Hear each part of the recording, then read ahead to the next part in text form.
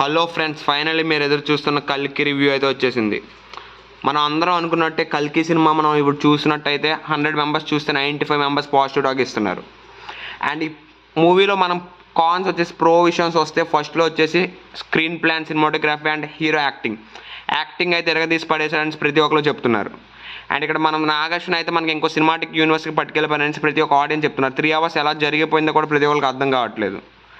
And మూవీలో ఇక్కడ మనం మెయిన్లీ చూస్తే ఇక్కడ కల్కి ఇంకా బుజ్జి ఇవన్నీ ఒకలే పాత్ర పోషిస్తున్నారు అనేసి మనకి ఇది స్పాయిలర్ అయితే చెప్తున్నాను. ఇంకా చెప్పాలనుకోవట్లేదు కానీ చెప్తున్నా.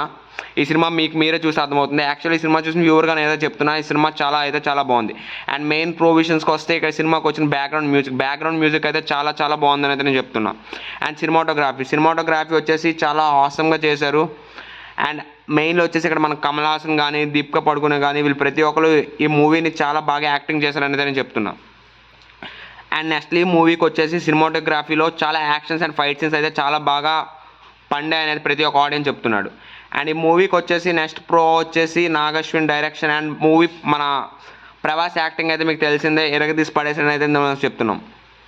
అండ్ ఇందులో నెక్స్ట్ ప్రో విషయంకి వచ్చేసి ఇందులో మనకి అసలు కల్కి ఎవరు అనేది ఒక మిస్టరీగా అయితే మీకు మూవీ చూసేంతవరకు అర్థం కాదు. అండ్ మూవీలో మెయిన్ నెగిటివిటీ టాక్ కూడా ఒకటి ఉంది. మూవీలో మెయిన్ నెగిటివిటీ టాక్ ఏంటంటే సినిమా అసలు కొంతమంది క్లమ్జీగా అనిపించిందని, అంటే సినిమా అర్థం కాలేదనేది కొంతమంది కంప్లైంట్ చేస్తున్నారు.